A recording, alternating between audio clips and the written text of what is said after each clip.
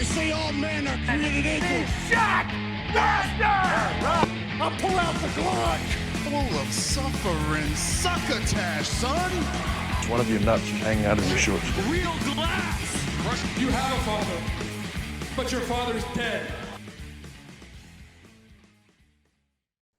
Welcome everyone. The team's back. Lucy and Estelle are back on the Too Sweet podcast. The team is reunited. We've had 2 weeks of going solo. But yeah, now we did. I mean, I'm proud of us. We did well. Dividing the workload, but it's always better when it's the two of us. So we're back again this week with a Dynamite review.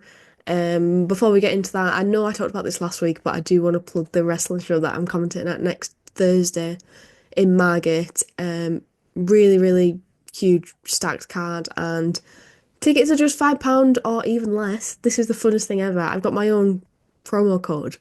So if you use the code Lucy Simons, all in black capitals, all one word, you get 25% off your whole basket.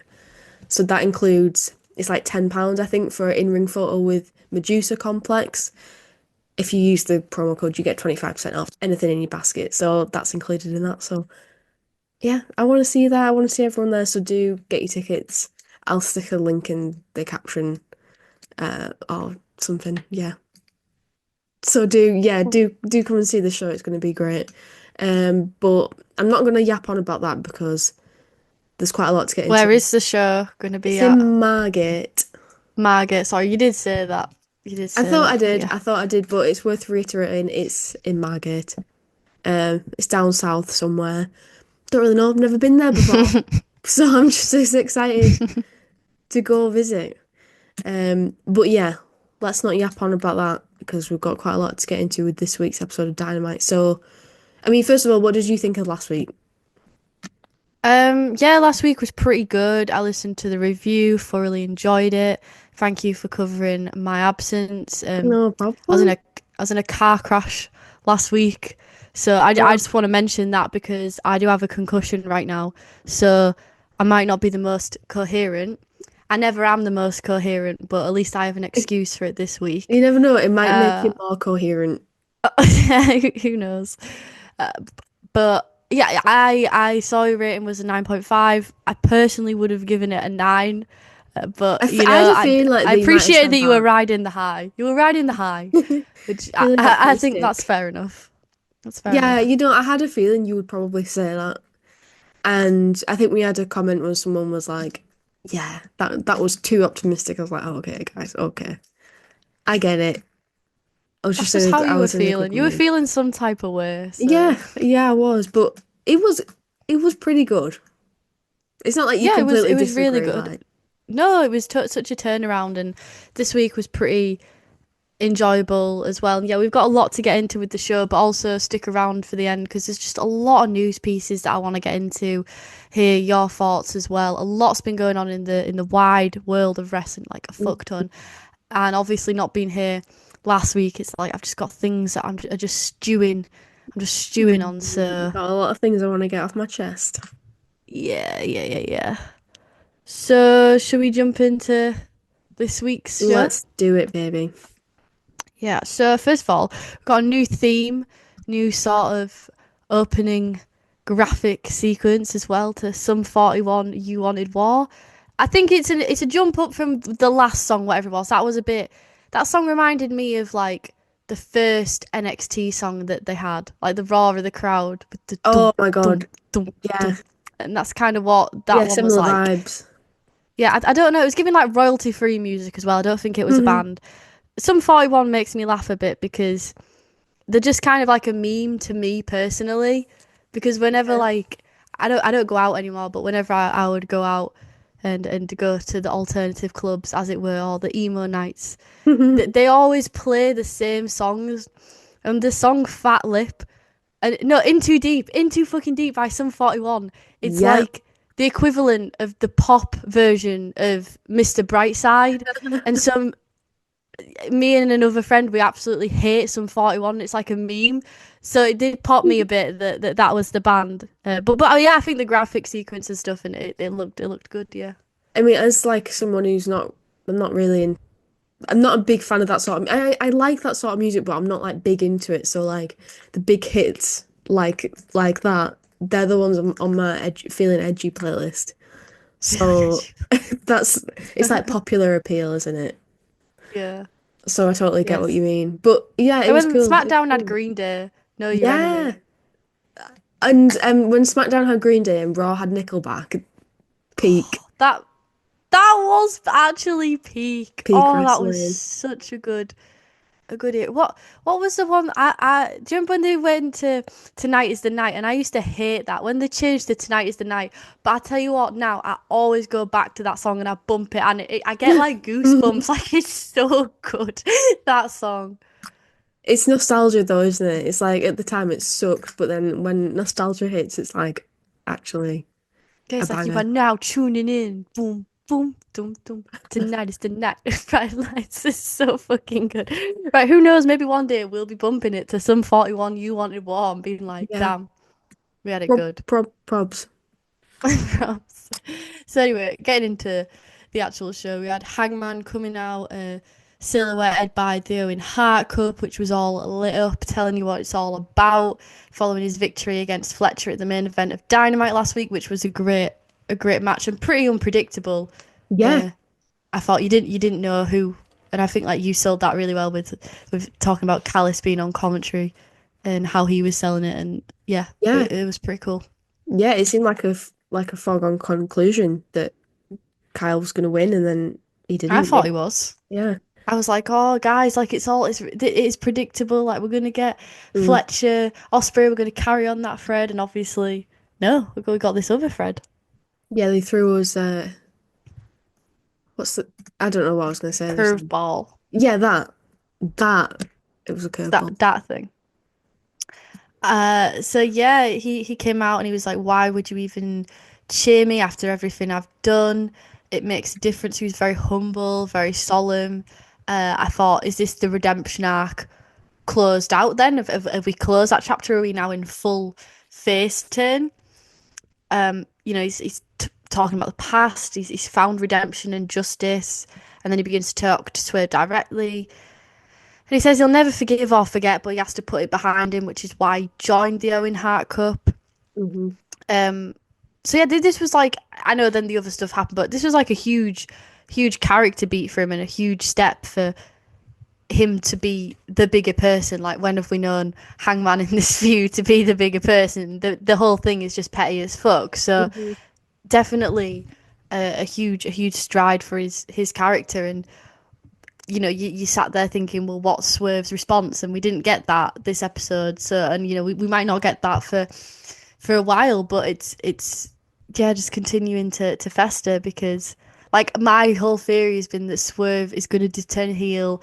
He's going to have return back to his edge, and with the way the dynamics are working, it seems like the chips are falling in that direction. Yeah, and you've got to think Swerve's got to acknowledge this at some point. You can't. Yeah. This isn't just something that you can gloss over and ignore. It's going to come back to this at some point. It felt big, and I just loved Hangman's. He just had a pathetic puppy dog face, especially at the beginning. Like, he just looked so sad. Like, his eyes, break my heart. Yeah. Then he mentioned his match against Osprey, who instantly comes out, which is really cool to see them get into it, because you know, they haven't faced and didn't really know what their dynamic was going to be like. Some people were saying, oh, Osprey was coming off a bit heelish. I was like, I don't think he is, though. I think he's just impassioned, and he's just as much of a face as Hangman. Not everything has to have a heel or face dynamic, but yeah, I thought it was interesting how they bounced off each other. I agree with that not everything has to be clear cut heel or face. I do think that some of the things Osprey was saying was quite heelish. I could sort of understand where people are coming from. Like what? He said, because he was like, well, you think that you found yourself and you're smiling that you can take this spot back. Well, yeah. that don't mean cowboy shit to me, bruv. That's right. That's right. Okay, and he's saying, oh, I'm doing all the media. I'm showing bell to bell where the best wrestle. And you know, he ain't taking his spot back, and that's fair enough. And you know, he has been doing all the media. He has been taking the photos with the kids above. Like just because Hangman all of a sudden wants to be like a what's the word you put it? A sad puppy, and he wants to come in shuffling with his tail behind his legs. And I love Hangman. I'm as much of a cowboy shit fan as the next girl, but Osprey's totally right. Why should he just step aside just because Hangman suddenly smiled after one match? That's a joke. Well, yeah, but That's not heelish. That's not heelish. this was like his chance to, he, like we said, it seemed like he was turning a bit of a corner here. And Osprey sort of came out originally and was like, I think you're great, and I Yeah. think the stuff you've done in the past is great. Oh, I'm happy to see you smiling. But then suddenly he was like, I don't give a shit that you're smiling. Fuck you, this is my spot. It's too little Yeah, it's too down to late for your business. redemption. It's all Yeah. about me. I think that was Yeah, it's not about the redemption. It's about my ascension. I Yeah. was like, oh, that's cool. That's cool. That. exactly cold. Nah. Right, here's what's happening. All you people that think that Osprey is being a heel, you're just being overprotective of Hangman. Well, You're listen, being an overprotective helicopter parent. And who you're not isn't seeing the big picture. a Hangman apologist? Come on. Yeah, but I'm seeing the big. I see both sides. I see both sides. I just don't think what he was typical doing was Virgo. very heelish. Maybe he was though. I don't know. Let us know. Let us know your favorite wrestling theme song for the show, and was Osprey being a heel? The contentious points. Well, I think that they can both be a bit of both, and that's going to lead into a very interesting match. Yeah, for sure. They both like. It's not like Hangman's completely clean cut baby face. He's and again, when I wrote earlier, when he came out, it seemed that he was closing that chapter of redemption. But as this went on, it seems like he's got still a bit of work and a bit of inner turmoil, because, like, I guess at the crux of it, of the Swerve feud, a lot of it's insecurity. So it's like if he really want, in therapy terms, if he really wants to overcome himself and face himself and do that shadow work, he's got to face that side of him. And every time he's had to face that side of him, he's gone to like kind of like a caged animal and being angry. So will we see a totally kumbaya Gandhi at one at peace Hangman? I don't know. I don't know. Well, I think probably not. I just feel like he's always got that little bit inside of him. I feel like that's his appeal, is that he's very flawed. But I think the bit after what we've just talked about as well sort of leads into kind of what you were saying about, okay, there's clear glimpses that he's not fully made his redemption. He gets so triggered. exactly. Yeah, so the Callis family came out. I have to say, I mean, they look quite disjointed. I feel like you pointed out, I think, in your review 2 weeks ago, where you said there's quite a lot of randomness in the family at the moment. They've lost a bit of aura. I feel like only Takeshita's, he's the only one with aura. Yeah, yeah, exactly. They had aura, and now with this new thing, and yeah, it's just I love Trent Barretta, but it is just, and I love, A bit random. yeah, I love the people in. I love everyone in there. I don't want to see him fired. Don't think they don't deserve a place in the card at all. But yeah, it's just a bit random. It's just a bit backwards. It's just a bit Rob Zombie movie, Texas Chainsaw. That's the vibe I'm getting. But yeah, I really love the. We're going to go back. We haven't mentioned it in a while, but the museum of paintings of screenshots. And I really liked the shot that they got of Osprey's face when the Callis family came out and Hangman in the back. It was very anime. It was very cool. Yeah.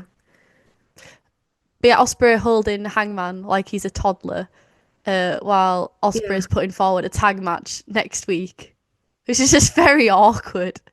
I feel like it was just a very awkward part of the segment. It was awkward because Osprey tried to lay out because the crowd were chanting "fuck Don Callis," right? So he stopped. Yeah, tried to lay out for that because you could barely hear him because it was so loud, understandably. but then it kind of lost its moment then, because then he went to repeat himself and he still didn't finish the sentence. And then that's when they kind of did the moment where Hangman was like pushing him away. And it was meant to be really tense, but like he'd been holding on to him for that so long, and he was just like this for a minute. That it was just very, very funny. He did look like a toddler being held, like during a tantrum. But that'll be a really fun match. I wonder what randomers we'll get in that. Yeah. Yeah, I feel like it's a shame that I don't think the crowd heard Osprey make the challenge, so they didn't get a chance to react to it. I mean, I'm not really a fan of can they coexist in this tag team match? These two opponents who clearly don't like each other. Let's put them in a tag team. I'm just like, oh, okay. But, considering the wrestlers involved, like I have no doubt that they can make it work and make it interesting. I just think it's a bit overdone. Yeah, a bit overdone, yeah. And you just want to get down to it. Also, I want to just talk about the venue. Forgot to talk about it at the start, but I really liked the venue. It was so cool. It was tiered. It was an old building, and the crowd was really loud. And it really reminded me of later when they had Rhino out, especially. It had that feel of ECW, like the sort of venues they sort of used to book in the 90s. So 100%. That was pretty fun. I loved the backstage segments where you got to see, like, it was a really unique building. It looked quite old, and like I remember when Renee was doing her interviews, there was a big like staircase behind them and stuff. It was very nice. Yeah, definitely. So then the commentary team were reading the card for the show, and Stokely and FTR appear, and Shivani is asked if he and Nigel have an issue with FTR because they haven't returned the apology. And this went on a bit because Stokely pushed Shivani after calling him a paisley pale piece of shit. Well, paisley and pale both mean the same word. And then FTR shoot on Garcia, but in the words of JR, it's like, who's getting the rub here when a wrestler, but not even a wrestler, like a manager, is generating heat with a commentator? And I didn't hate this segment, but I just felt like Daniel Garcia was pushed to the side, yet again, as he always is. And the thing that got the most time and the most heat was Shivani versus Stokely. Yeah. What does that achieve? Yeah. They're not going to have it out in the ring and have an entertaining match. So stuff like that, it just kind of pisses me off. Yeah. Well, because it worked when they did it a couple of weeks ago on Collision, where like they used that for heat, and when Nigel had to save Tony and stuff, like, yeah, what an arsehole team, fuck you. But why? I don't know why we're calling back to it. I don't know the effect of that. If it was to get Danny over, yeah, sure, but it didn't, because he wasn't there, and if he could have like gone to save him or something. But even so, you've already done that. You've already done the attack angle on him, so I don't know why we're going back to having beef with Tony Schiavone.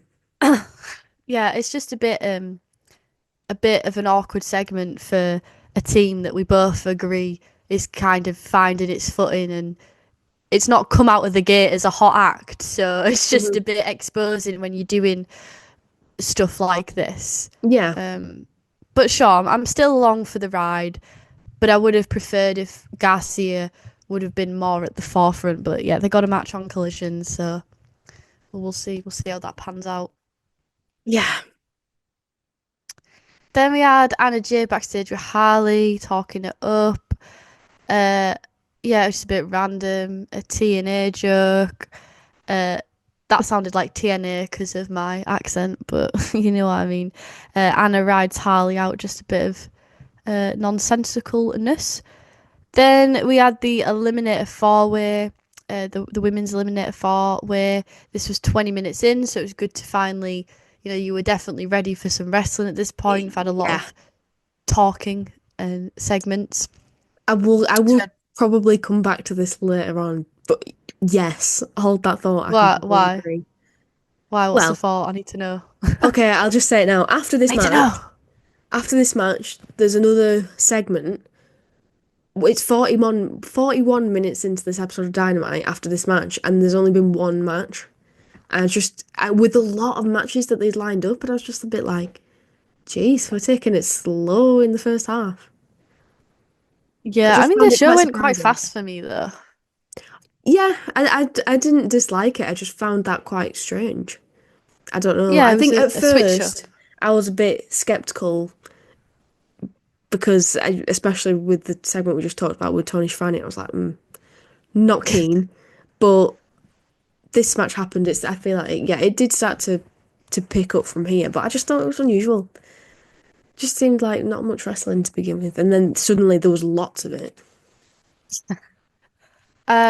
So we had Tony Storm, Thunder Rosa, Penelope Ford, and Anna Jay. This was more, even though it was a four-way, it was more of a one-on-one sort of thing. It wasn't complex, but it enabled a good, clear showing of the women in the ring, and every single one of them, I think, had a great showing. I think Thunder Rosa had the least due to the fact that Ford and Jay were in the Bane spot, and Tony's obviously champion, so Thunder Rosa was just kind of like a body there. But I still think everyone got a nice, clear, good showing, and it was a great start to kick the show off and build a bit of momentum for the other matches as well. Yeah, I think you're right. I do agree that Thunder Rosa out of them all maybe was the one who got more lost in the shuffle, but she did have some good moments to get her shit in. She did a pretty cool, I don't even know what it's called, like a twisting thing from top rope like to the outside of the ring, and that was very smooth. Like that just was very cool and very well executed. Penelope Ford did a moonsault like 2 or 3 times, and that was always really crisp. Um, and and also like the Tony Storm as expected, but especially with the way they did the camera angle in this venue. To your point earlier, the pop for Tony was just huge and so loud, and they sort of zoomed in and you could see people standing up and cheering. It was very cool. And then like not that long into this match, there was a "This is awesome" chant, so the crowd was really really into it from the start. And I agree with you. Everyone got a chance to get something in. It was really fun. It was really fun. Yeah, we had the team of Thunderstorm or Thunder Tits, whatever your preference, in tandem. I liked when Rosa used the back of Tony Storm to cannonball onto Thor. That was a pretty cool moment. But then the match kind of switched up, had a different change in pace, because Megan Bayne comes out and clears the ring to help Ford, question mark, because I still don't know if that was really, I don't know, like I don't know if that was, it seemed to be, but then I don't know, because like the commentary were kind of hesitating when they said that, so I don't know if that was like a point that she's just out for herself and she was out to clear the ring to then get to Tony Storm. I don't know. Yeah, they I don't know if didn't. that's meant to be a story point. Yeah, I don't think commentary knew either. I think they were a bit unclear on that, so it made it unclear to the audience too. So I don't know. I assume she was helping her, because otherwise she would have attacked her, right? But then I don't know. It was not. Again, she's just someone with zero aura. And I know that a lot of people disagree, but especially in this, I just There thought it was wasn't really a stark. reaction. Exactly, There wasn't yeah. a crowd reaction. Yeah, that's what I was about to say. No one cared. But anyway, there was a powerbomb to Anna Jay. She begins to glaze the ring.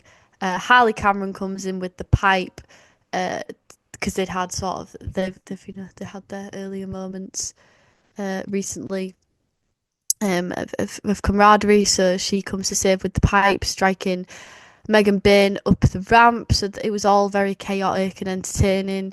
And then we had Ford with the Indian Deathlock on Anna Jay. But Tony Storm breaks it up and puts in her own hold, which ends up securing the match.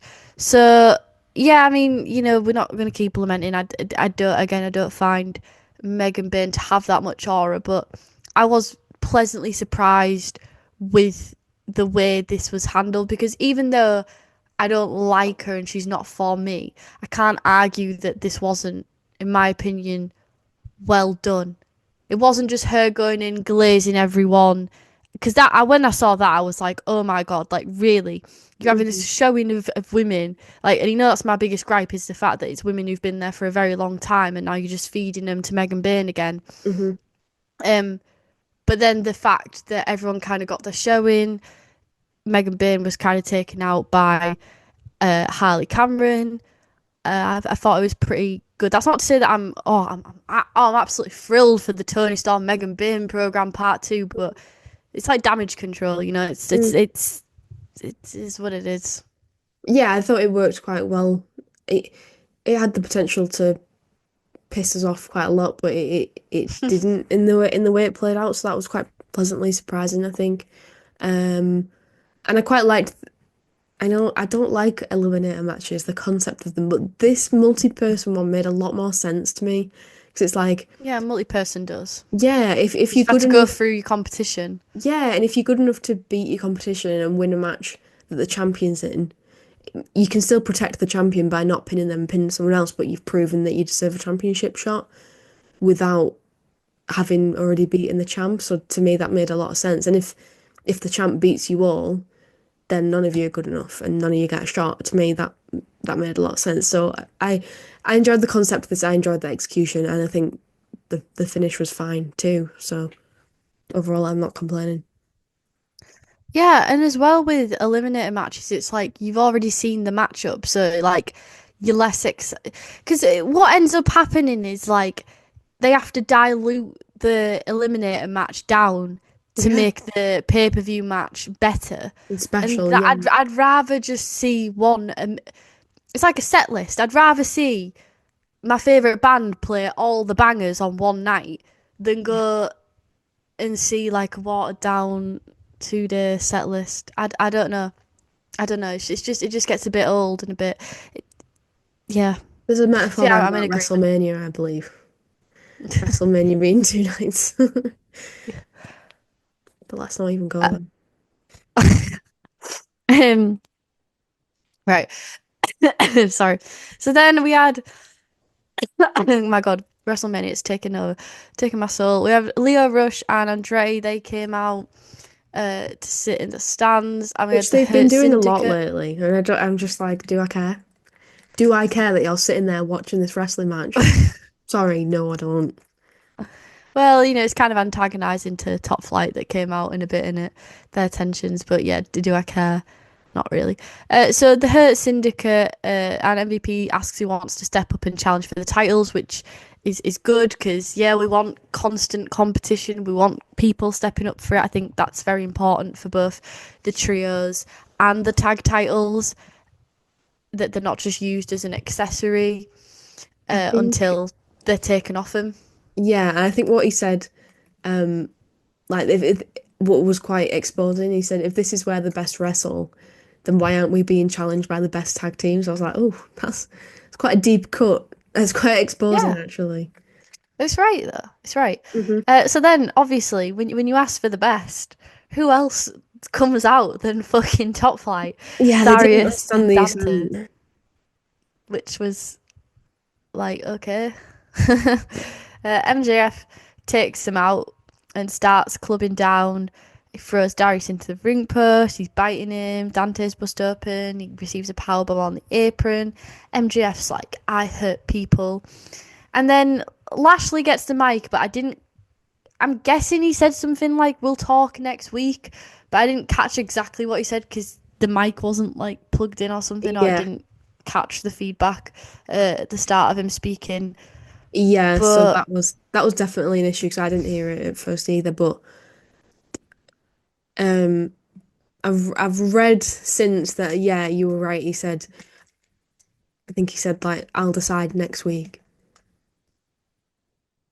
well, I hope it's a no, because this is very anticlimactic if all you're hurting is a Top Flight, like they're not. That's all it takes. That's all it takes to join the Hurt Syndicate. I could take out Top Flight. Like, what? It's just, I think, to me, it wasn't enough. yeah, the Anymore. fact that he's took them out from behind is to his detriment. Like, oh well, you shouldn't have to take them out from behind. It should be fair fight type of thing. And as well, I think that maybe the Hurt Syndicate might be offended that MJF has like done this for them as if they couldn't get the job finished themselves in the match sort of thing. So they're the routes I can see it going down, like them taking offense to it. Yeah, I hope so because it's not. It didn't satisfy me. It didn't satisfy my bloodthirst when I've seen him. What he did to Daniel Garcia, like, Mm. come on. I know, yeah, I know exactly. But I will say, the power bomb that he did on the apron looked insane. Like the sell on that was brilliant. So that Oh looked yeah, quite Dante's a painful. great seller. He's a great seller. You can't doubt either of the in-ring work that they can put in the moves. But yeah, I feel like he has to take out some legitimate competition. But then that is quite exposing because it's like, oh yeah, top flight, lol.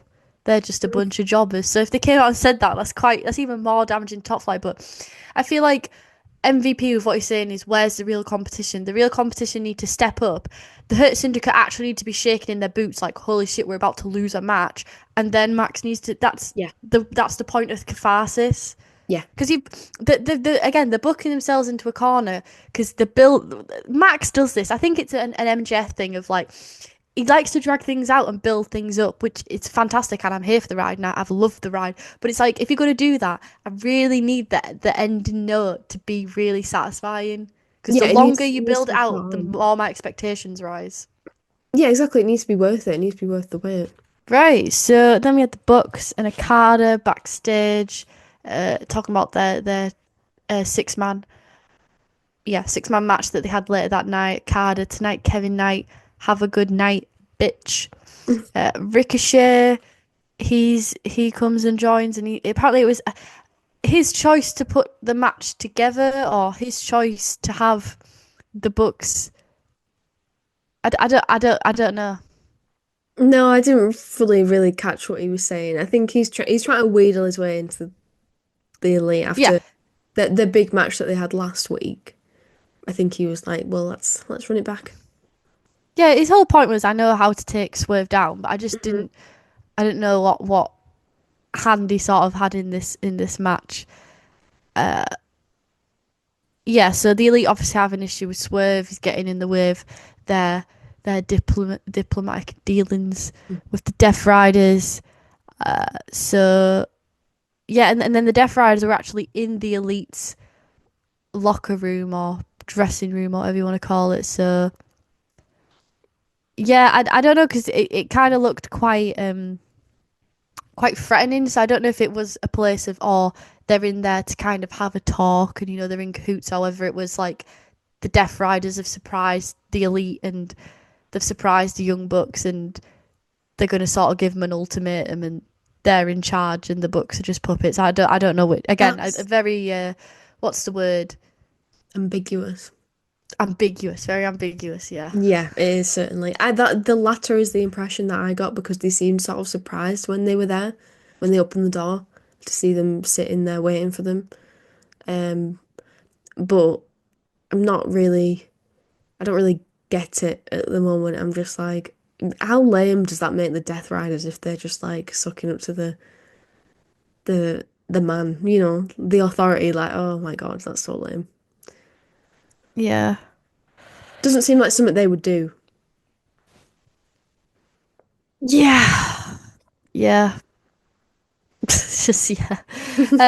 Then we had Nick Wayne against his opponent that Christian had chosen for him for the Ring of Honor TV title, and that person was, as I alluded to earlier, Rhino in his home state. Didn't you see Rhino when he came to one Yeah, of the this shows was last year? this was so wild to me. I literally saw him wrestle at like the fucking Students' Union Club in Manchester in October, Yeah. for Future Shock. So yeah, it was nice to see him on TV. Good for him.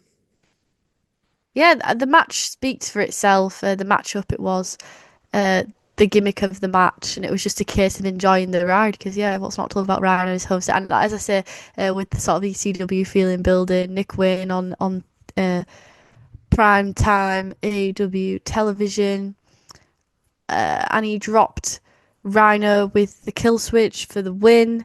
Christian put the belt around Nick Wayne's waist after sort of struggle for it after the match, but then he dropped it on the mat and walked away. So yeah, this was a fun match. Again, continuing to sow the seeds of Nick Wayne and Christian. And people are saying, oh, well, Nick Wayne's acting quite heelish and Christian's going to turn face and join Copeland. But at the minute, Christian's just being a dick. So Yeah. I'd be very interested how that face turn is going to come about. I think I alluded to that last week, and I did get that impression last week because Christian was like, he accepts the match. Like, Yeah, it's that the was first thing true. to do That to was a good accept the point. match. But this week, I didn't get that impression. He was just being an asshole. But then I guess it depends how the crowd takes it, because if you like Nick Wayne, then Christian's being an asshole. But if for some reason you don't like Nick Wayne, you're seeing him more as a heel, then Christian treating him like shit is endearing, and he's the good guy. I got the impression that he was just being an asshole this time. So, again, he interrupted his entrance. Oh, yeah. Like you said, he didn't give him the belt, and also like setting him up with this match kind of seems like he's setting it up for failure in a way, because like even though he obviously won, but commentary alluded to it quite often, like, wow, what a big challenge for Nick Wayne. He's about to enter the Super Juniors, and he's got this challenge ahead of him. Is he even going to be able to be in the tournament? And it seemed like Christian was setting him up for the worst. But yeah, you can take it either way. But I do think they're more likely to take Christian first. Yeah, and that's good. Like, just go off the crowd reaction. That'd make it the most organic.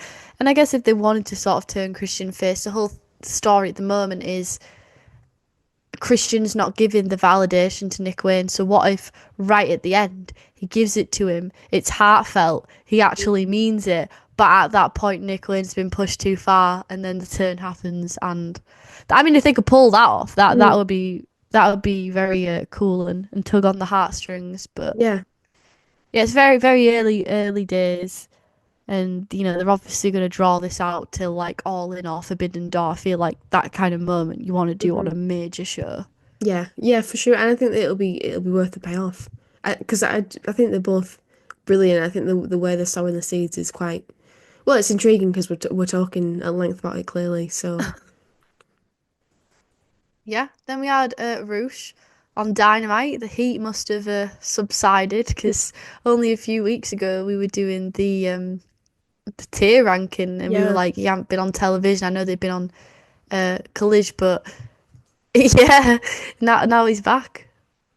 He wants the blood of Kevin Knight. Everyone wants bloody Kevin Knight. I didn't really see it until someone commented, and they were like, how you feel about Megan Burns, how I feel about Kevin Knight. And I'm like, it's just Kevin Knight, innit? He's neither here nor there. And now I'm like, Kevin Knight's fucking main character of AEW Dynamite. Like, he's everywhere.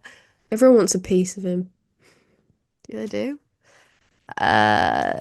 Speaking of which, his boyfriend was in the next match, the sixth man. Mike Bailey with Mark Briscoe. We had a lovely signed buys for Bailey, which the camera zoomed in on. Love the creativity of people. We had Swerve as well on that team against the Bucks and Ricochet. And the opening matchup of this match is quite funny because Swerve and Ricochet are in the ring. Ricochet then tries to get the tag to the Bucks, which is so funny because his whole thing in that segment had been like, I've got his number, guys, like, I'll take care of Swerve. And then when the moment came, he was completely chicken shit, so that was amusing.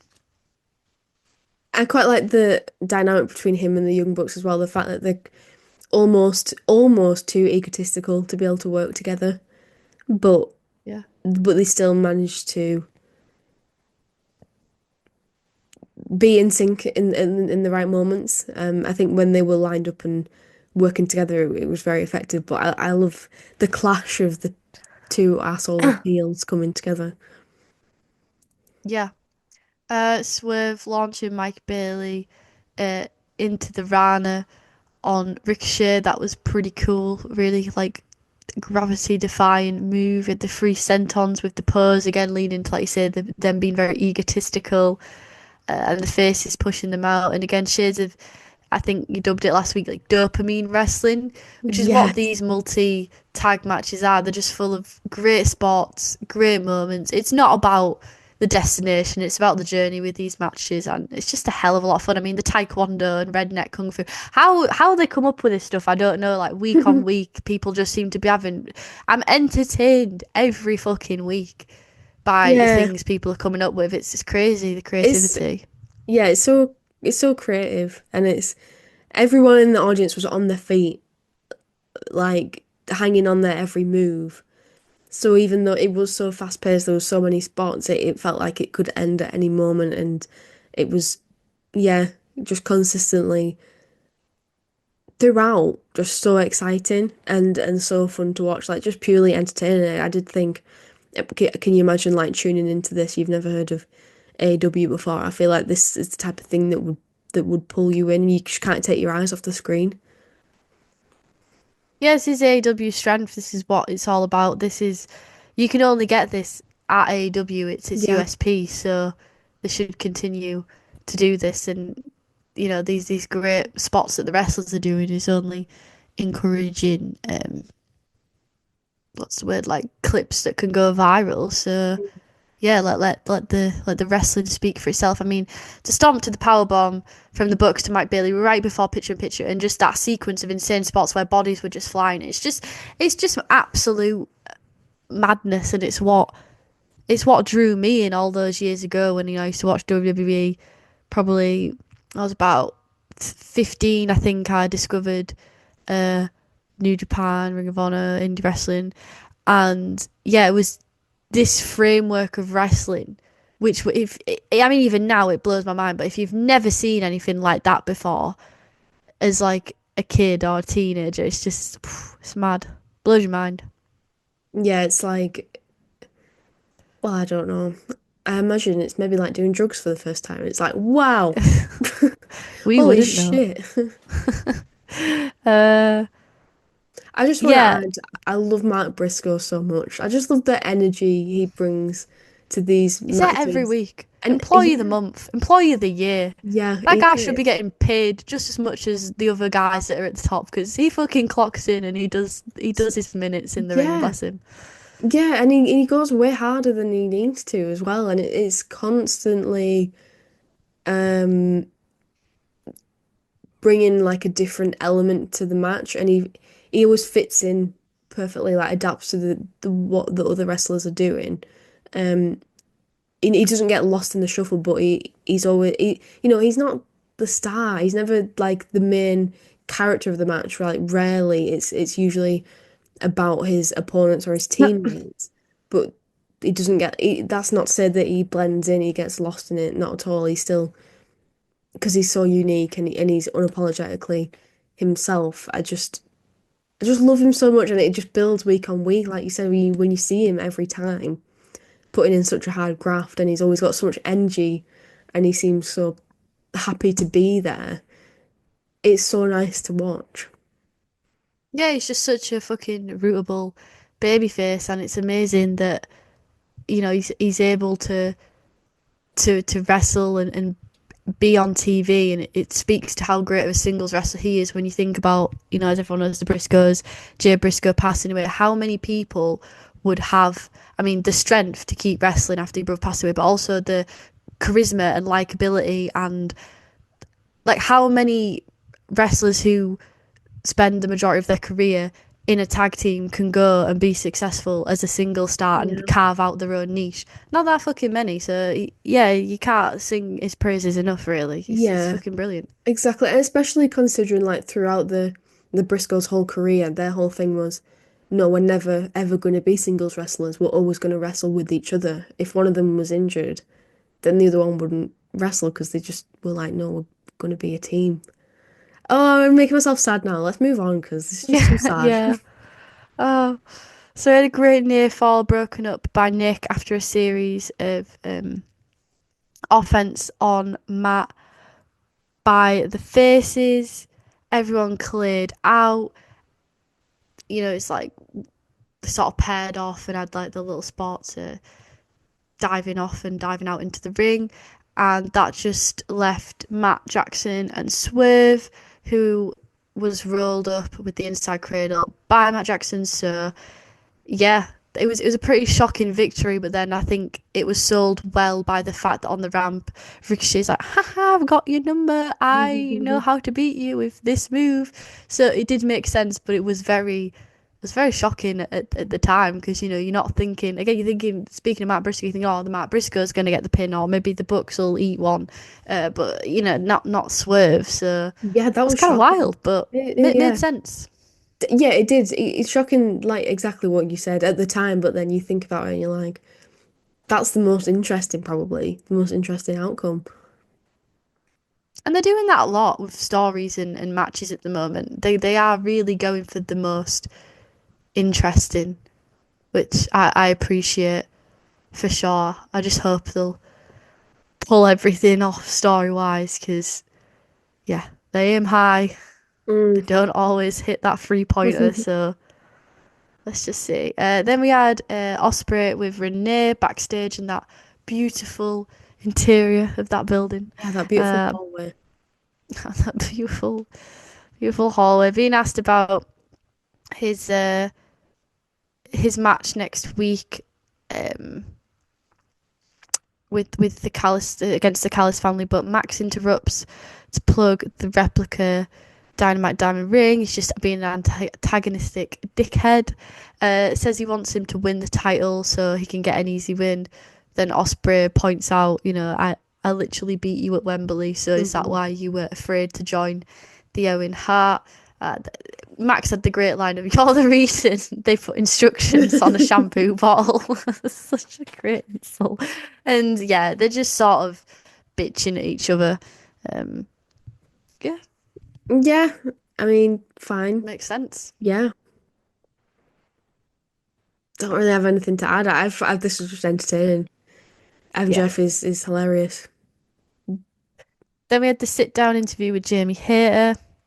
This took a bit to get into what our actual point was, but by the end I think it worked. So she says, you know, I won't let Monet ruin the Owen Hart legacy. This is Hayter explaining you know, her feelings about Mercedes. She wants to know what's behind the mask. She's not insulted. No, she says she is insulted at the comparison that Mercedes had made, that Hayter reminds Mercedes of a younger version of herself.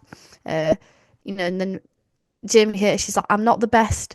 I'm not the worst. And it's like, at this point, I was like, why are you putting yourself over like that? Like, I don't know. I feel like maybe it's just me and like my taste in wrestlers, but I want my wrestler to be like confident. I don't want them to be like, I'm not the best, I'm not the worst. Well, I get her Neither point. here nor there. I get her point. What she was trying to get out, which was like, I don't need some sort of moniker or like nickname. I can just prove it, I guess. But She was like yeah, burying herself. exactly. Yeah, it really came across like that. Yeah, she doesn't need like any kind of moniker because she doesn't have the fame or the legacy, but she has integrity, and she wants Monet to face the repercussions of her ego. So it's like finally we were getting to like what her gripe is, because like I said, it took a lot of meandering to get there.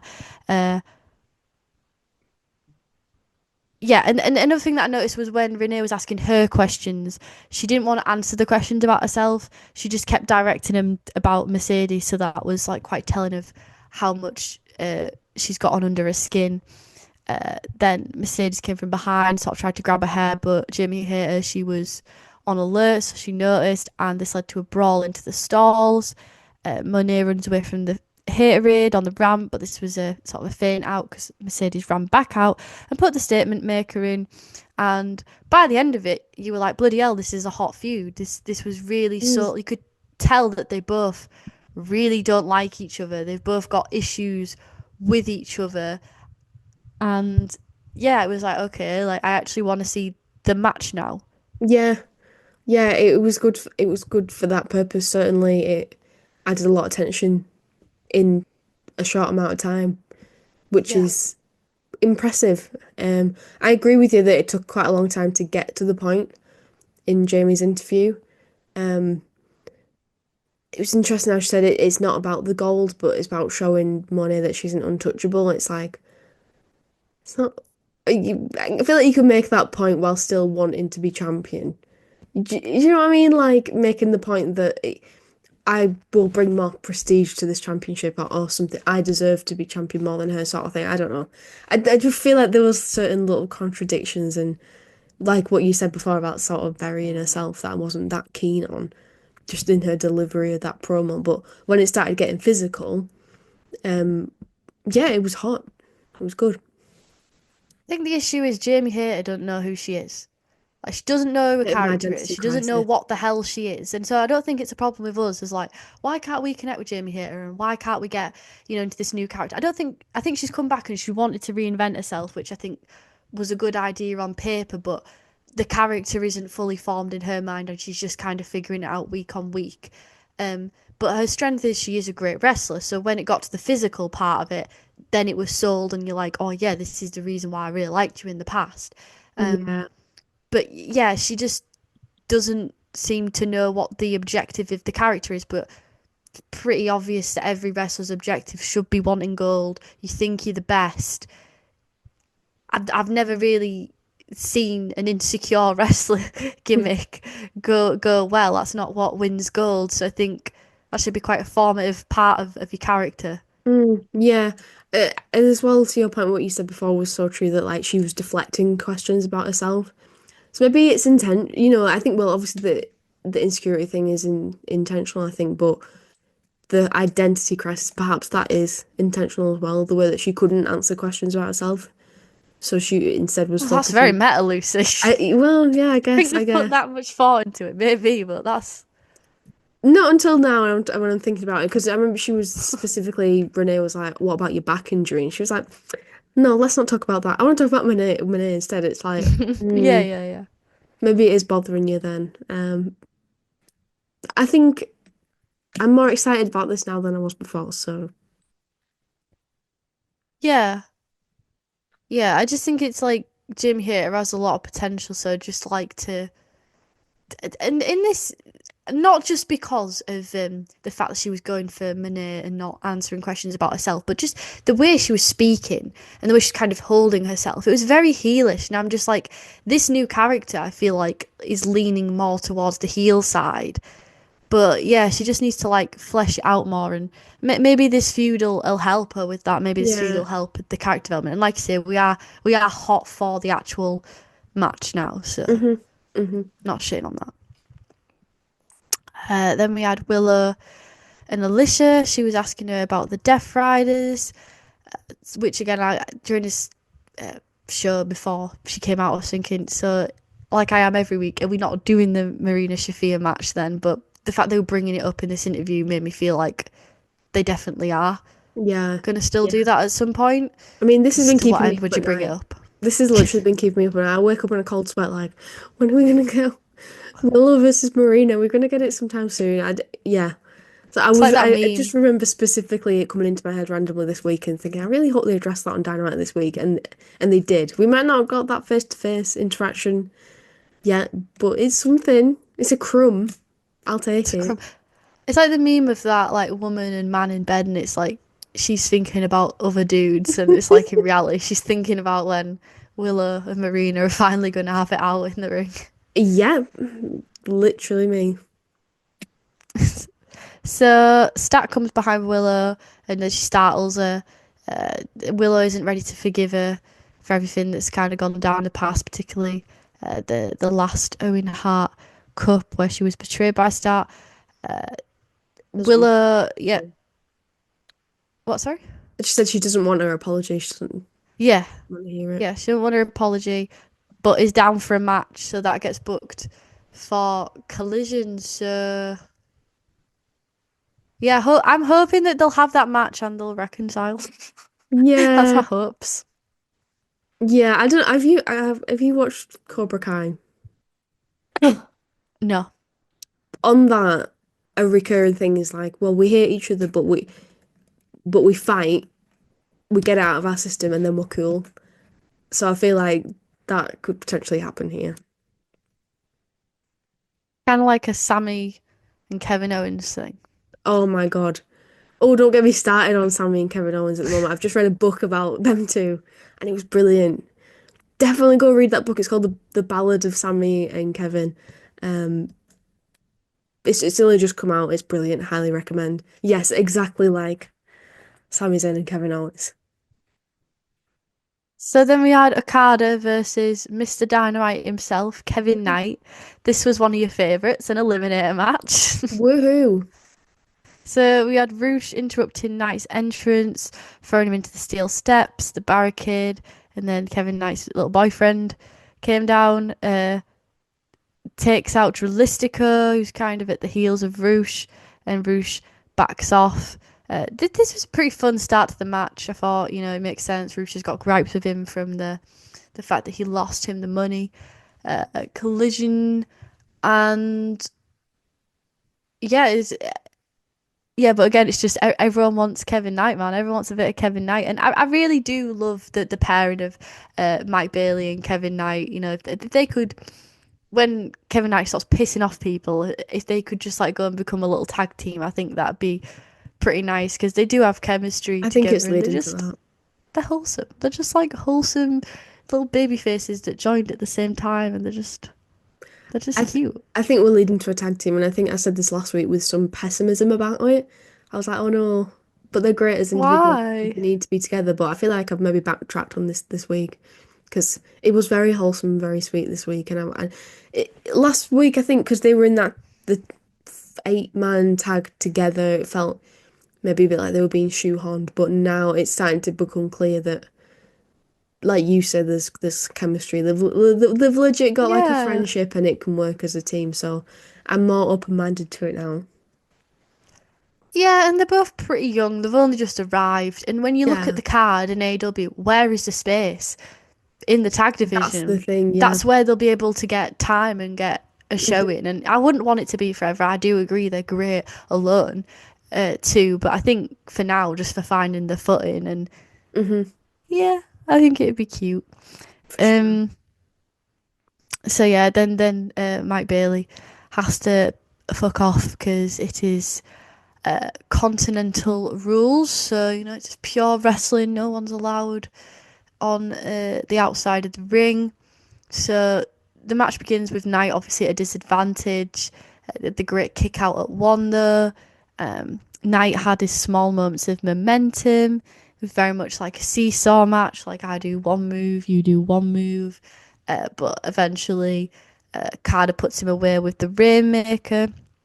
Does a post-match Rainmaker. Goes in for the third. But again, our favourite twink. The man. The myth, the legend himself. Mr. Speedball. Mike Bailey comes out and saves his bestie. Of course. He's there to save the day. He is. Yeah, it was a fun, really, really fun match. I was a bit worried that it was maybe going to be a bit more one-sided than it was with the pre-beatdown angle, but I liked the way it made Kevin look very resilient. That certainly added to his.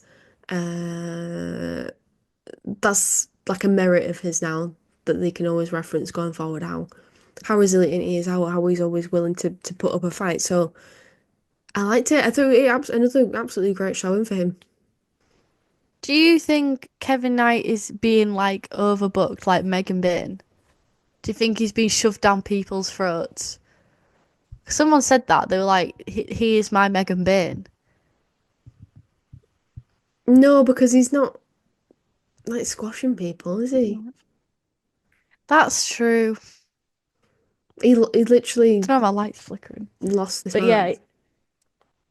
Sorry, I'm just sorting out my light. It's giving haunted house at the minute. Yeah, that's totally fair. But I mean, it does make me laugh though, because he literally is everywhere. And I think as well, if he goes to the tag division, then people might feel a little bit less exposed to him. But yeah, I didn't draw that conclusion. That why does Kevin Knight not piss me off? And yeah, I guess it's because he isn't squashing people. Yeah, I also think it's to do with the fact that the women's division is very, proportion wise, one wrestler in the women's division is a lot bigger in terms of making an impact and the impression it's going to have on you to a male wrestler, just because there's so much less of the women's division on TV weekly.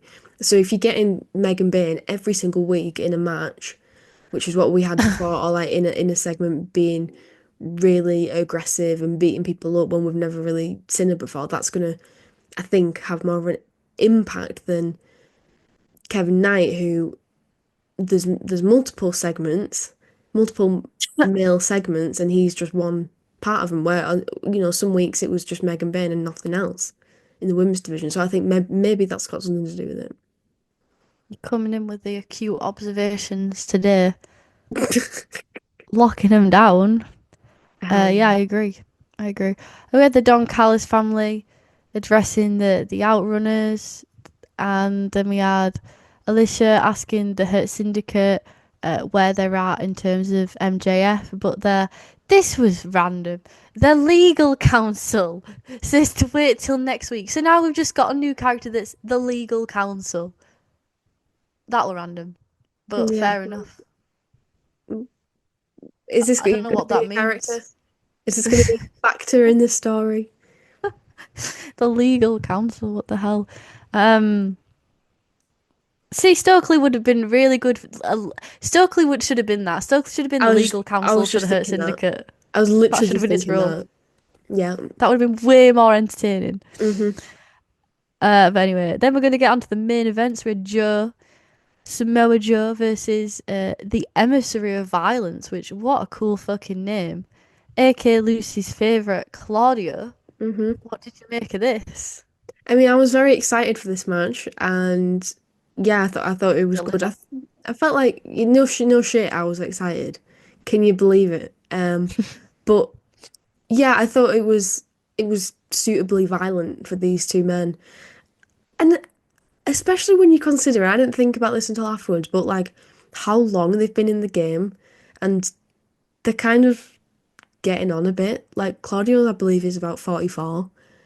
But you don't think that watching them in the ring. They're so smooth and they're so, they don't hold back, and they're very, I know this, obviously it's not your spot fest, it's not your super fast pace, but it's still, it's not full of rest holds. Do you know what I mean? It is still, they can still definitely go in the ring, and it was fun. I liked it. I thought it was a good match that I expected from these two absolute legends of the game. I don't know what it is about like age in wrestlers, but like there's something about like the 40s, like 40 to 43. It's like most wrestlers' prime, right? Like by that point they've built up a good legacy, and they kind of have like their big world title run. And then you get to like the mid 40s, and it's like, just sort of meandering about. You don't really think about them. And again, when you really think about it and you deep it, like, fuck, like the 44, 45, getting on a bit. And then boom, the 50. And then it's like time to like start unwinding down. It's crazy. I've just had a look. Kenny Omega's 41. Yeah, Kenny Omega, he's in his prime years right now. The last of the juice. But what about Will Ospreay? In fact, the athletic juice. Yeah, but Will Ospreay's only 32.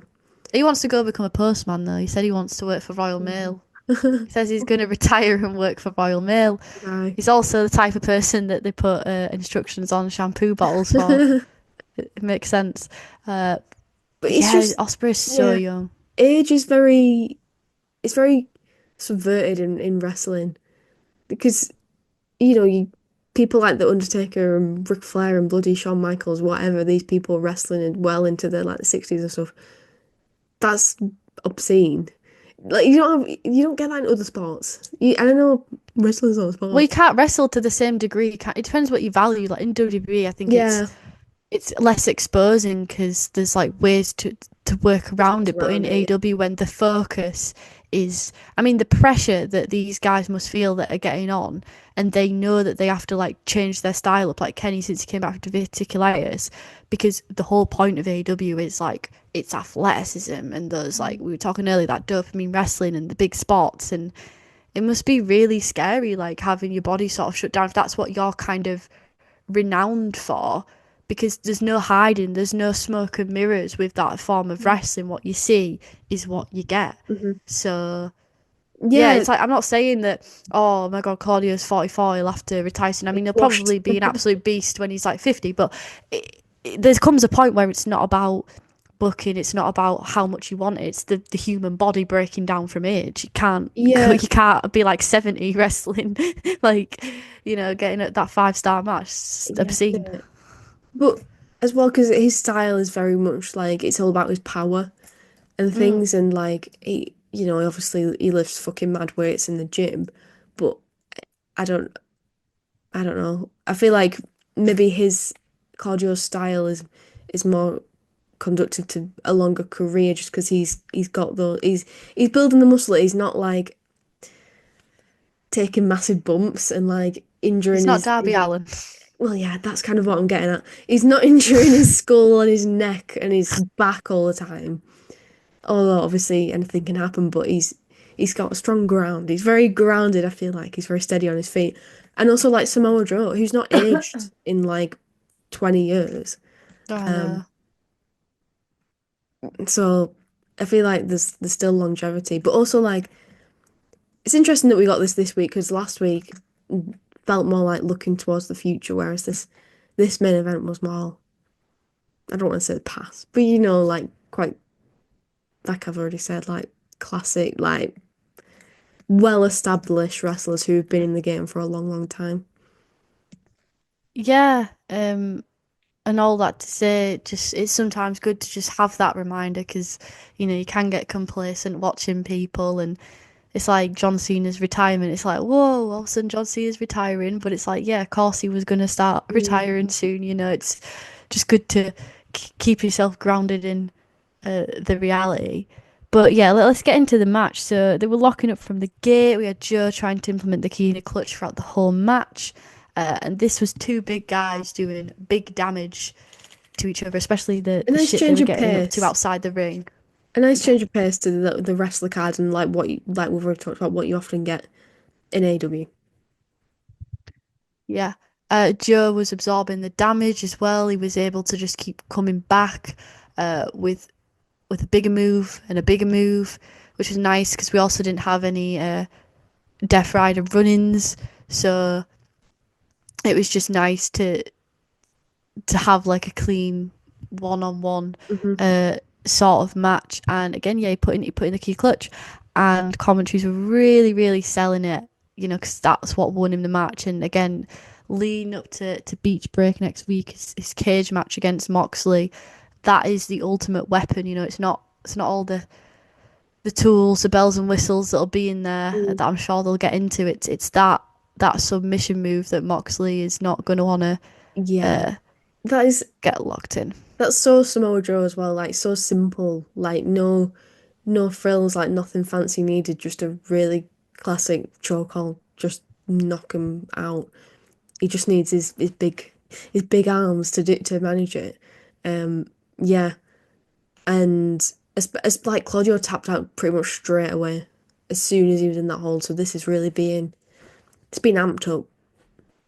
Yeah, and they were like, "Oh, he had nowhere to go. He was in the middle of the ring, so he knew he had to tap out." It was really, yeah, sold from commentary and Claudio, just how deadly it was. And then the closing segment was the Death Riders coming down, Hobbs with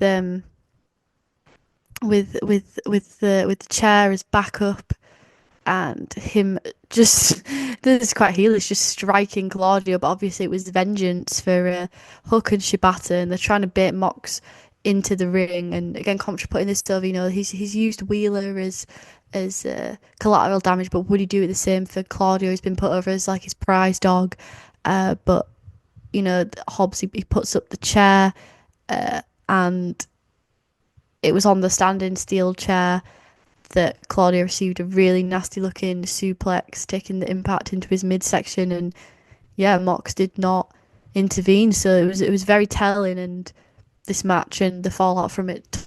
Yeah, I think it's a nice sort of change from the Death Riders, obviously always standing tall, always having the numbers game, to I like this outcome because it wasn't as if they got outnumbered or anything, or like they were equaled, but it was more like Hobbs just got there at the right time and sort of prevented them from entering the ring just by, he was just wielding that chair, getting the revenge on Claudio. So yeah, I thought that was nice. Um, Yeah, I thought it was a good way to end the show. I enjoyed this main event. Yeah, I agree, and yeah, it's like they've been leveled out, and I'm really looking forward to the cage match next week. I can't wait to see Yeah. how that sort of plays out because logically, if he's locked in a cage, he's gonna have the key to clutch put on him, but Mox isn't gonna lose the title, so I'd be interested to see how that's done. Yeah. Yeah, definitely. I think they And can then do that'll some. wrap it up. And Mm, also, it's like, who's going to be the next challenger, which is what I'm even more looking forward to because hopefully that challenger will be like the wrapping up the little bow on the Death Riders. So hmm hopefully we can get into that program hmm ASAP. Yeah, 100%. Yeah, so shall we rate the show? Like, what are your thoughts? You were on a 9.5 last week. Are we still riding the high? I don't Have we think this back week down to was. earth? I don't. Yeah, I think we are back down to earth. I don't think this week was as good as last week. To be honest with you, there was a Didn't have lot any of. Kenny Omega. Yeah, that's very true. That was sad. That's definitely bringing it down a bit. Yeah, and like you said, it did seem to go quite fast, but also there was a lot of segments rather than wrestling. But the wrestling that we did get was great. A lot of furthering of stories.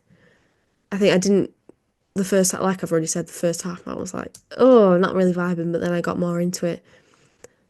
So I don't really know where I'm at with it. I want to say possibly 7.5, 8-ish.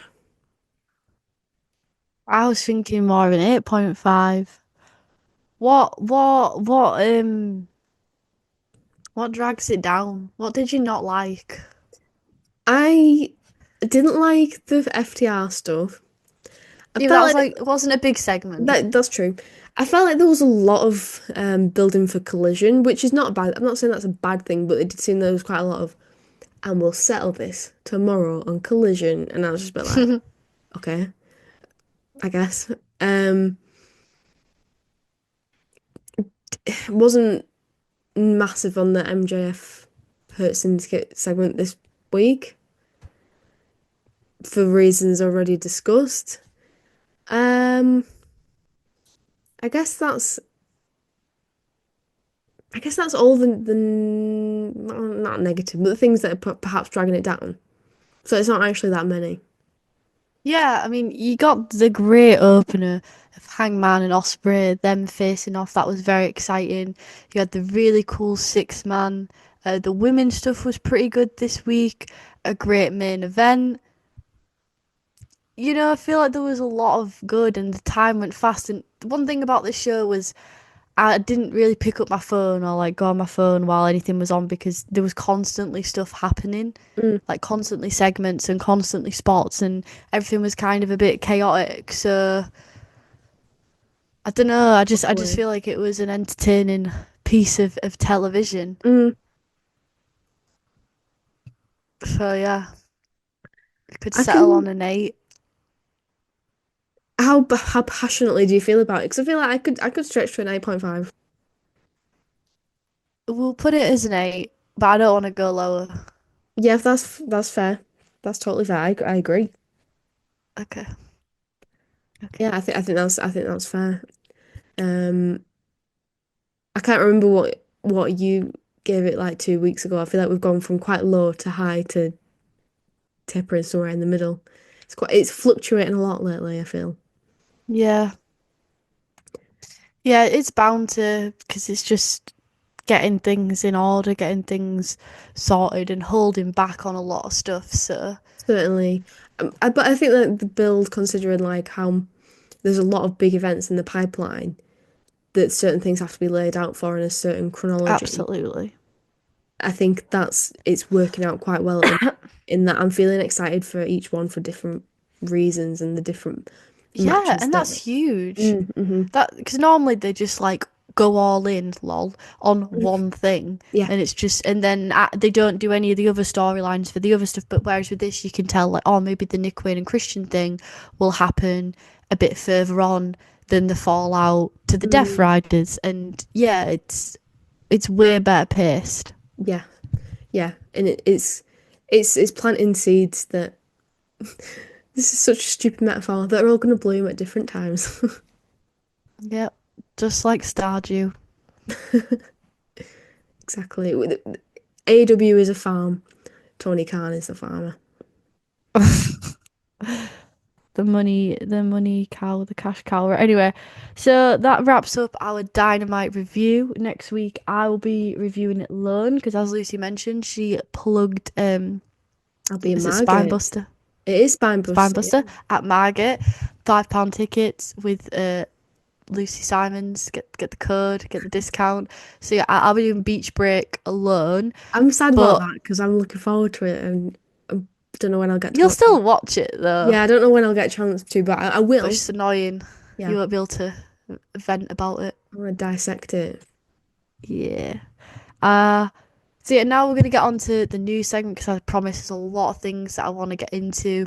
Oh yeah, let's To hear start with, this one's just kind of rehashing for me and Lucy. This was something that came out 8 days ago, so just the day before the last review, and this was Jeff Jarrett calling out toxic AEW superstar, which was MJF. And the reason I want to bring this up is because like it's kind of a bit old and stale for me, Lucy, because we've hashed it out. But I do feel like my feelings have changed as to what I think's gone on, and also I want to see what other people are making of it in the comment section. So, just a quick rundown. He wasn't too happy with the way that their short feud was handled. He's got his own podcast, which is where he was making these comments, and he revealed that he did not enjoy his time working with MJF. Noting that everyone who does work with MJF is worse off afterward, which is quite the statement. Ever since MJF got involved in anything that had to do with myself has turned to absolute shit. I told him multiple times when we got together in Cincinnati, I told him before that, I said, hey man, you're going to say what you want to say, and if you want to go in the gutter, I don't want to go there. It's not good for me. I don't believe it's good for you. I don't believe it's good for the product. Obviously, they did go to the gutter. We had call girls and all that fiasco. He did that. He obviously took high offence to me wanting AEW Girl, which again, we've commented on the podcast, to what end is that? Because it was such a major plot point, and then for it to just disappear into obscurity. I won't get into all that mess, but yeah, when I really take a step back and look back at all of it, there's not one talent that has been, I won't say worked with, but I hadn't really worked with MJF. Have I been involved with it? Yeah, on a certain level. And again, he always leaves everyone worse when he started being associated. And he made note he had incredible talent, but he also notes that he's toxic and selfish. I think I don't think he was good for my career. I think he got me off on a wrong track on a couple of different avenues. I also think that I'm the one to blame, so he's taking some accountability. Because obviously, Jeff Jarrett during that segment he went off. Yeah, there's a lot more to be revealed about all that, but I prefer things to stay in a lot of ways. It's not for the public's consumption, it's not public business, but it's also like if you make these comments, like people are going to speculate. Well, and you've made it public business now by saying it on your podcast.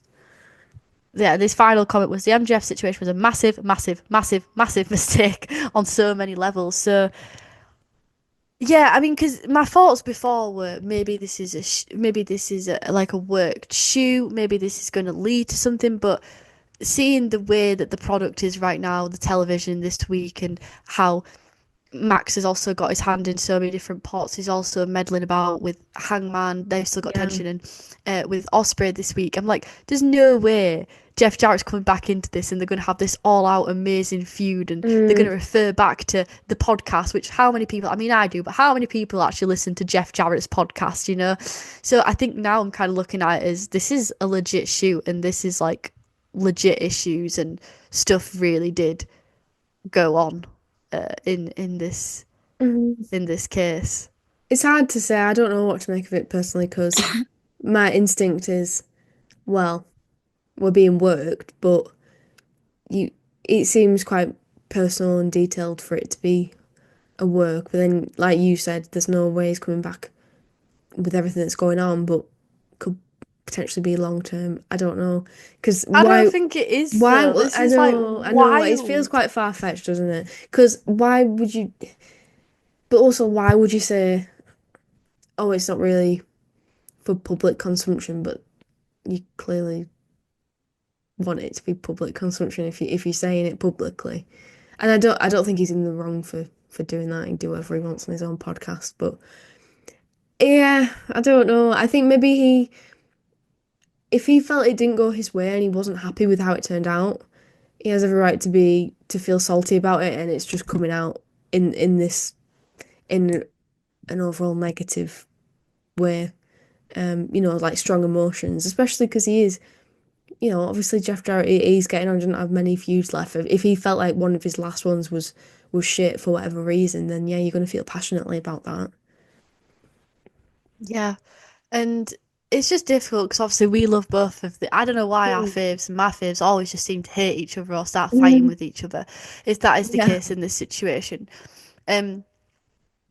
But yeah, I mean, I have respect for both of them, so it is difficult. But it was a very awkward feud, and yeah, I mean, him wanting gold. I mean, I didn't really have gripes with it because it's as you say, he doesn't have that long left in the tank, and it was to me, it made sense in kayfabe. Like, yeah, everyone's like aspiration should be the gold. Like I was saying about Jamie Hayter, I don't think anyone should be like, oh, I'm a bit too old, I'm a bit too, because it's like I just don't think that's appealing. Like you always should back yourself up 100%. But yeah, it's just a mess. But I think as well because a lot of things in AEW don't work out or things go down, but you never, and in this case, you didn't get the full story, but in a lot of cases, it seems things are kind of locked down and people don't really talk about him. So it was kind of like shocking for me, at least, for him to kind of expose that, especially given that he is a backstage personnel and he is a professional figure. It's kind of, I get like it's his podcast. Of course, he has every right to vent wherever he wants to vent, but it's just a bit crazy to me It that is, yeah. when you're like the face of the company, that you felt like you had to have it out and vent it out at this moment in time. I feel like if it was work, it was probably more likely that MJF would respond, and I don't think he has. Yeah, So, so please just, I mean, you could talk about that all day, but please just let us know your thoughts and feelings on that one. Next up, we've got Mercedes Mone. I don't know if you've heard, this was 6 days ago. She's offering a monthly private texting service for the cheap price of $99.99 a month, which what? yeah, so my super fans have always been my super friends. Now like friends, they can text me directly and privately. I'm so excited to finally be able to connect this way. Sign up and text me now. I think I did see Yeah, this and I thought it was a joke. this So this I this just, had a lot of controversy online. People were not happy, um, because I guess for me, I just find it a bit weird because Mercedes in particular has always had this thing about boundaries with fans. Like she's always been so vocal about like having a clear distinction and I'm not like your friend, like parasocial relationship, and fair enough to her. There's a lot of creepy, freaky men out there, but I just feel like with this kind of service, is that not just gonna like enable that behavior? It's very expensive. I'm like, you how don't really much? How need much is it? like $100 a Right, month, $100 a month. $99.99 a month, and people were making comments saying like, "Oh, it's just going to be ChatGPT. It's just going to be That's an AI bot." yeah, Which I mean, you don't definitely. know that. You don't know that though. That's But definitely what it it is is. a point. And I'm sorry, but there's no way she does not have time to be answering texts. It's 100% an AI thing that they've trained to sort of sound a bit like her. 100%. and then that leads on to the fact that it's kind of who's going to pay $100 a month, the mentally ill and people that could be taken advantage of. So it kind of Yeah. calls into question the ethics Yeah, of such certainly. a thing existing.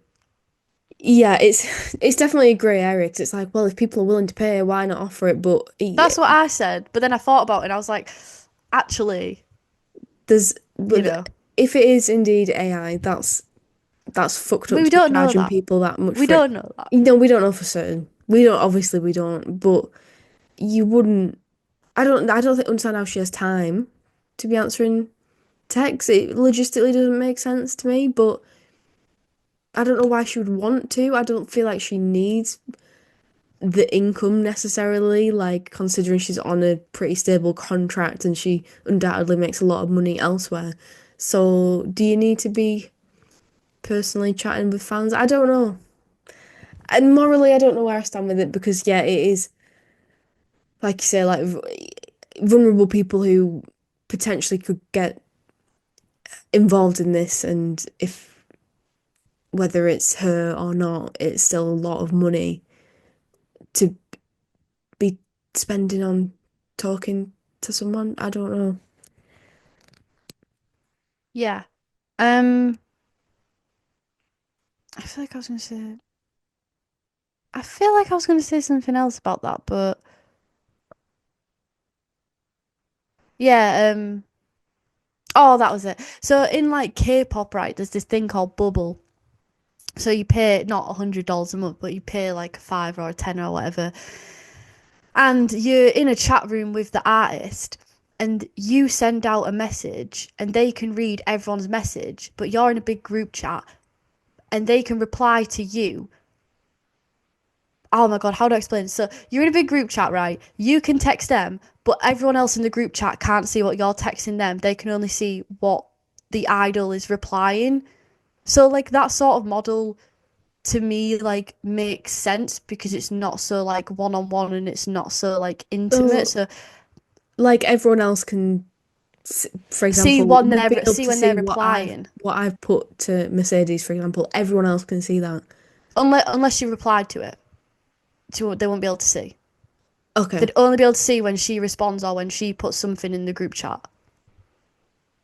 Whereas this isn't Oh, that. This is one on one. That's what I'm saying. Like this I is guess that's the even more opposite to like what I was picturing, but yeah, I get intimate. what you mean. But what I mean is like that.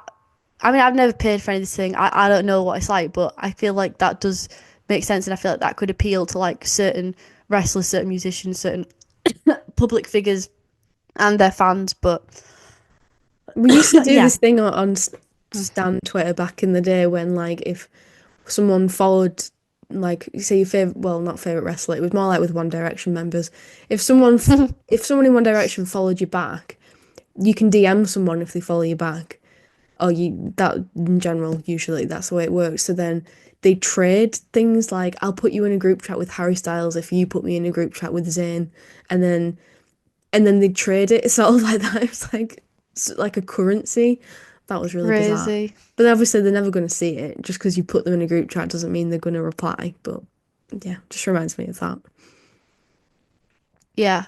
So speaking of WrestleMania earlier, another thing that's been absolutely blowing up the internet with so much stuff is releases. Yeah, Sorry, my throat is so dry. So we had the WWE releases. There was some quite shocking ones. Or so I'm so sorry. I'm just gonna need yeah, a drink of water because it's yeah. like That's sounding fine. in my throat. Yeah, one of them was Braun Strowman. That I found that particularly surprising considering he hasn't long come back. But I have heard today that apparently he's got a very severe injury and Right. hence why he was released. But he's still, I think he's is it because he was on a really high paying contract, so they released him from that contract, but he can come back for like intervals if his injury allows him to, I believe. Because that seemed very sketchy at first, but I'm sorry, I'm hazy on the details on that. But I think it's maybe not as sketchy as it maybe seemed. Yeah. So the list of people we've got Shayna Baszler, which she's been with the company for a very long So that was time. not surprising. Dakota Kai, very a bit injury prone, but been there for a long time. She Really shit. she left and then came back. Kaden Carter, Katan Chance, Gigi Dolan, Eddie Thorpe, Javier Bernal, uh, Matt Coffey, Joe Coffey, Riley Osborne, and Cora Jade. I think was quite surprising for me because, to my knowledge, I'm not watching WWE. I might watch a bit of NXT on the side, but to me, I thought Cora Jade was like one of the hottest female acts there. I thought people absolutely loved her and loved Roxanne Perez. I thought they were like the top fucking dogs. So I Mm. was just as an outsider, I was like, "Whoa, the hell?" Yeah, yeah, same, same. And I mean, I'm not surprised necessarily about Dakota Kai, but to me that seems a really big shame. I feel like she's again, I'm like you, I'm not really watching it regularly, so I don't know, but 100%. But she was doing stuff like with Bailey and things, I think, and I always thought she was really good. So it's a There's a lot real of talks shame. about Bailey coming to AEW as well, because her Yeah. contract coming up and people are saying that she has nothing left to do in I mean, I think that's a WWE. She's valid point. accomplished everything. I think that's So, valid, yeah. but what about the other women? Like, can you see uh, them? Because I think those are the most, like you say, Braun Strowman. Like, it's a different case, but with those women in particular, I think they're like the hottest free agents. Can you see them coming to AEW? Would you want to see them in AEW? Um, Dakota Because a Kai, lot of yeah. people are saying no.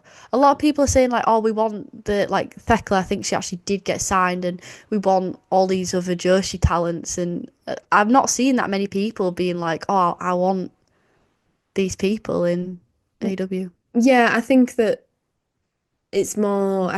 I think it suits AEW better for like you mentioned, like the Joshi talents is more exciting. I think for the audience, but I don't think that many people who watch AEW will be dead excited about the prospect of a Shayna Baszler or a Dakota Kai or a Cora Jade like showing up in AEW. I think that I just don't know if there's space for them on the women's division. I think that possibly Shayna Baszler because she brings something quite unique to the table. And I can't see necessarily her doing things on the indie circuit or, going to Japan or something like that. So potentially, um, Katana Chance and is it Caden Carter? Like, Yeah, I didn't really rate them in the first place anyway, so I don't know about them. But Dakota Kai, I can see her killing it on the indies, to be honest, and sort of picking and choosing. I know that she does quite a lot of streaming, I think. So I feel like yeah, she does. she's gonna be very successful. I think that she's got the capability to market herself without WWE. So I think she'll be very Yeah, successful. I think with AEW fans, it's kind of like they kind of root for people when they do go into the indie scene because it's like you seeing that sort of initiative and that sort of Mm. drive and that one of us mentality, and it sort of washes away the WWE stigma that's attached to them. Because it's like I feel like for most AW fans, like part of the appeal is that the people who are there love wrestling and they're passionate about the sport, not necessarily just the money. Although, like, of course, everyone cares about money and they deserve to be paid. But I think, like, first and foremost, that passion sort of has to be there. Yeah. Whereas I feel like with AEW wrestlers going to WWE, the WWE tribal fans, like, they don't really care. They just like, ooh, one up on AEW. Yes, These people exactly. were being misused. That Exactly. kind of is the attitude I get. Yeah, it's always just a pissing contest. Like, oh, this person left AEW, so WWE is better. Yeah. But obviously it's really shitty. Like a lot of those people, they put in a lot of hard work and graft, and a lot of them been their dream since childhood to wrestle for WWE. So I do feel for him, like losing your dream job that has to absolutely suck. But yeah, Yeah. some of them I think will go on. They have the brand and they have that passion and they are great in rings. So hopefully they can go out and reinvent themselves. And it does suck for them, but like for the indie scene, which is pretty dry because of Tony Khan kind of soaking it all up, it these kind of things. I'm not trying to put a positive spin. I'm really not. I'm really not trying to, you know what I mean. But at least like it kind of keeps the indie scene fresh. Yeah. I Yeah, don't know. definitely. I mean, get them on the card, it'll be a draw. An Because independent my show.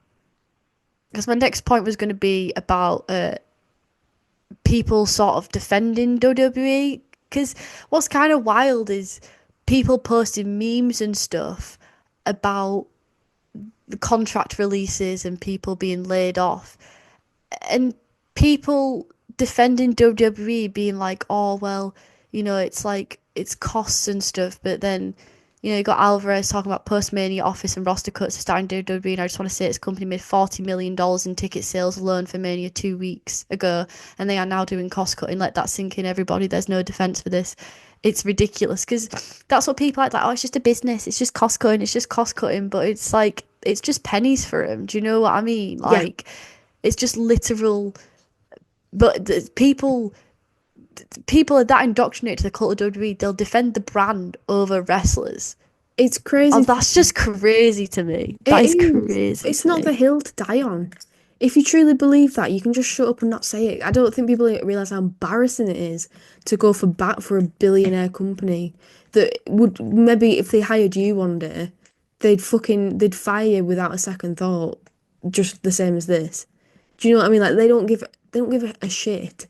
And you defending them on the internet is not gonna change anything. It's just embarrassing, really. I just hate that argument that, oh, it's a business. Like, yeah, it is a business that has a lot of fucking money. Okay, fine, you don't need people to stay there if they're not doing anything, if they're not adding value, but the excuse for, like, cost cutting is stupid. Yeah, that's the thing, is it's just so blatantly obvious that's not the real issue, and where's the transparency? But yeah, it's such a capitalistic mindset, and it's why people have been crying out for unionization for ages, but unionization will never happen because it's not just, the fellow wrestlers in the locker room that'll dub them out. It's also the fans as well, sabotaging any potential of that ever fucking happening. Mm-hmm. Yeah, exactly. It's embarrassing. I also just want to talk about, I think it was Gigi Dolan, and it might have been Cora Jade. I don't have it to, like, the receipts to hand, but they were talking about losing their job and the memes and stuff, and also the body shaming that they'd been experiencing in WWE, and like the pressure that they'd had to kind of keep on top of their body, because I think a lot of people were like, oh, well, you're lazy and that's why you've been fired and stuff, and they're like, actually it's the complete opposite. And then there was the comments that Triple H made a while ago, which was kind of in retort to Osprey about, it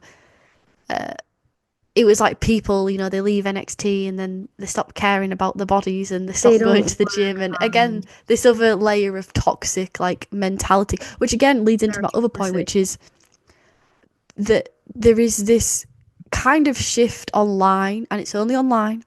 And it's not like, oh my God, I'm not saying this as an AEW fan, like, oh my God, WWE guys, it's falling apart. I'm not saying it like that. But I'm just saying there's definitely the honeymoon phase of Triple H's inauguration is definitely over, and people are seeing seeing things for what they are. The rose tinted glasses fell off. Exactly. And that's a good thing that people are kind of seeing what's actually there. And it's kind of nice as an AEW fan, because it's nice that, thank God, Tony Khan is not being problematic on Twitter. He's not popping off, so it's like AEW's just quietly chugging along, putting out good wrestling, being unproblematic, and WWE's kind of digging its own grave.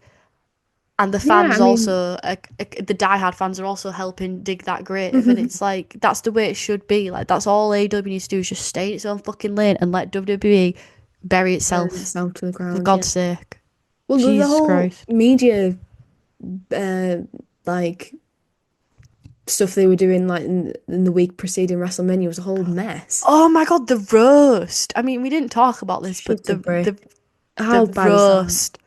We always are like, oh, well, WWE, they've got PR and AEW doesn't. And it's like, holy shit. Where was the PR that night? What the fuck? I mean, I know they've tried to they tried to prevent it from leaving that room, but obviously that's not going to fucking work, is it? The internet exists. It's 2025. It was a whole mess. I mean, Donald Trump apologies and, like, everything was going on. It's just, it was an absolute train wreck. And yet you still get WWE fans who would die for Triple H. Like, jeez. And then it's the whole myth of meritocracy that we were on about before, like, oh, these people didn't work hard, that's why they were released. And it's just like, are you being serious? Like, they're traveling so much, they're constantly in the gym, they're always training. How can you say that? Like, none of us, the people saying that, they're not backstage. They don't know what these people are doing in their fucking spare time. How can you say that someone's not working hard? It's so insulting. Yeah, it's just. Yeah, I also forgot to say, but in terms of releases, The Righteous were released from AEW. That was the AEW Oh yeah. release this week, which, I think is a real shame. I really enjoyed the act of The Righteous. Like, I just really love the gimmick. So that's a shame, man. That's a shame. I can't really say I had any strong feelings about them. I don't really care. Sorry. Sad for them. I Uh, hope they get a new job straight away. But I just mean from a perspective of like them being on the roster and like wrestling, I'm not gonna miss them. Sorry. and then talking about just general attitudes, toxic attitudes in wrestling, Becky Lynch made a really great point. Of the fans' treatment of veteran women in WWE, but also I think wrestling as a whole. And that's interesting because we were talking about age and men's age and when they kind of hit the prime. And for women, it's very different. So she said, look at the men. Who do you got that's hot and young over there? None. You got a bunch of old lads beating each other up. Nobody's saying, oh, move over CM Punk and Seth Rollins. Nobody's saying that, but they're saying it to me. Yeah. She's not even going after like the main women's title at the minute. She's in a feud that's lower down, and yeah, it's still people like, oh, she's old, she's taking up space for the other women, and then people in this what's the word, Reddit thread were like, well, it's just different for women, they get booked differently. They burn brighter and faster, their prime is So 20 to not true. 30. And I'm like, oh, like actually, yeah, but that's not like a fact of fucking life. Like Yeah. that's there because it's like institutional and because it's been hmm put there for a reason. It's not because, oh, as soon as a woman turns 30, she's absolutely fucking haggard and she can't go in the ring. Like, what are you even on about, man? That like really pissed me off, and it's such a good point to Becky Lynch because it's Yeah. like, yeah, for men, people want to see him go as long as possible, and then for women, it's like no one really says it, but they're thinking it like, so when are they gonna like pack it in? When are they gonna go have babies and get married and fuck off and settle down? And I think, So washed. Yeah. yeah, it's such a, I think, yeah, call out that hypocrisy because it's so blatant. Yeah. Well, it's just as always, like women held to impossible standards that men aren't. Um, and I think Becky is a fantastic example of that. Like she's gone away, had a baby, gone away for quite a long time, and come back as good as ever. But people, she was so over back in I don't even know when, just before she went away to have a baby, and then she came back, and it feels like people turned against her for what? I don't really know why. It- I also just wanted to say, right, and we're going back a bit, but about the body shaming issue, Dave Meltzer was the one who reported it, right? And then mm, because he was like reporting, people was on about the cost reasons, and he was on about all like the body shaming reason. And then people were like, "Oh, fuck you, Dave Meltzer." And it's like Dave Meltzer didn't actually say that though. Like he was just reporting it. Like that's not Dave Meltzer's opinion. But everyone on the internet on Twitter was like, "Oh, fuck you, Dave Meltzer." And I'm like, Dave didn't even say that. Like that irritated me as well. That also really really got to me because I'm like, where's the basic literacy if he's reporting what someone else has said? He's yeah, not. right. He doesn't It's not his actually fault. agree with it. Don't shoot the Right. messenger, as they say. Then we have the whole AAA CMLL drama. Yeah. WWE promoting their AAA show the same week as AEW runs Arena Mexico after the aggressive promotion of the UK tour at the same time as Forbidden Door. So very aggressive. Tony Schiavone's comment was funny. He was like, "Wow, how about that? Isn't that odd? It's just happened. It's just weird. Those coincidences we have throughout the years in pro wrestling, eh?" And then, yeah, Dave Meltzer on AAA and WWE contracts. WWE are paying close attention to AEW at Arena Mexico and fallout to negative reactions to Alberto El Patron because at the minute it looks like he's just going to, because he's contracted to AAA, that he's going to now be under the WWE branch again after everything that's gone on with him and his controversy. Jesus. And finally, I just want to talk about New Japan. We've got Kyle Anderson and Luke Gallows have signed and will be at New Japan Resurgence on May the 9th, which is tomorrow. And holy shit, the card looks fucking amazing. I'm just going to bring it up now, quickly read it off.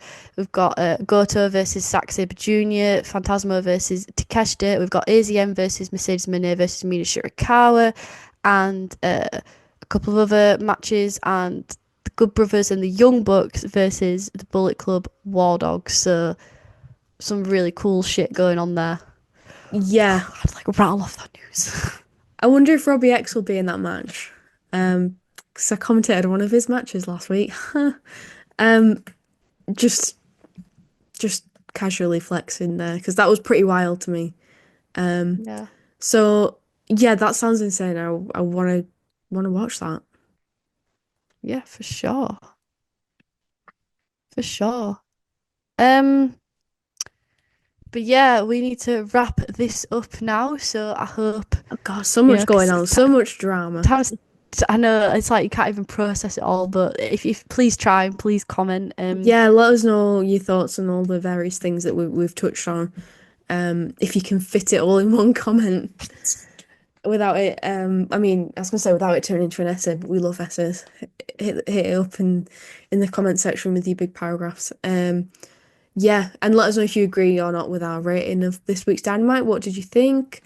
Yeah, I guess that'll do it. Do subscribe or follow if you're not already, and go give us a rating on Spotify. That is really helpful. Or drop a like, share with your friends, whatever you want to do. Really appreciate it. I must bid you adieu, goodbye, and good night, bang!